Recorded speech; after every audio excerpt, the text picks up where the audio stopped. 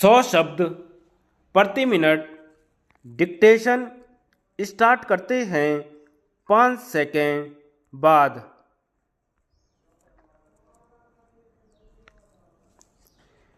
मान्यवर, इस विषय पर जो चर्चा हो रही है मेरी दृष्टि में यह काफ़ी गंभीर और महत्वपूर्ण है, क्योंकि इसका संबंध सारी दुनिया की आधी आबादी से है। जहाँ तक हमारे देश का सवाल है, इसका संबंध 80% आबादी से है, क्योंकि हमारा देश कृषि पर निर्भर है। पूरे देश की खाद्य समस्या से इस मंत्रालय का संबंध है। इसलिए मेरा अनुरोध है कि इस विषय पर जो भी सुझाव माननीय सदस्यों द्वारा दिए गए हैं या दिए जाएंगे, उन पर मंत्री जी अवश्य ध्यान देंगे और उन पर उपयुक्त निर्णय लेंगे।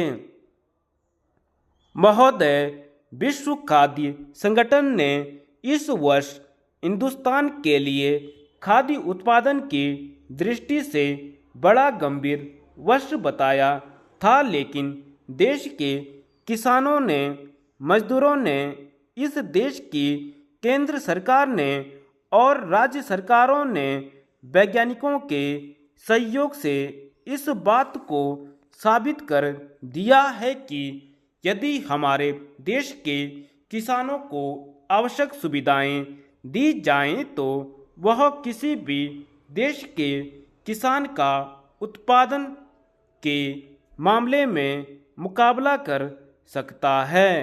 इसलिए सरकार का यह पहला कर्तव्य है कि वह किसानों की हर तरह से सहायता करे।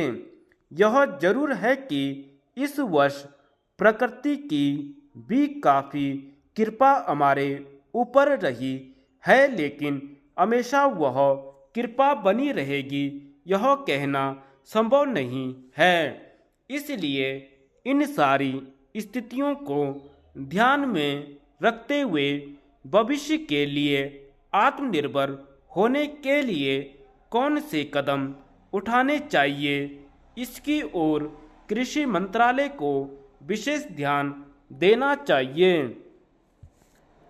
महोदय, सिंचाई के बारे में काफ़ी चर्चा हुई है। मैं इस मंत्रालय का ध्यान विशेष रूप से इस बात की ओर दिलाना चाहता हूँ कि हमको अपनी गति बढ़ानी पड़ेगी।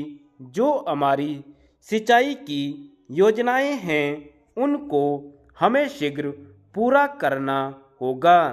समय हमारा इंतज़ार नहीं करेगा, लेकिन इसमें एक दिक्कत यह है कि अनेक राज्यों ने पहले की स्वीकृत योजनाओं को पूरा किए बिना कई नई योजनाएं हाथ में ले ली हैं, जिससे उनको पूरा करने की गति धीमी होती जा रही है, क्योंकि उनके लिए पैसे की कमी हो जाती है।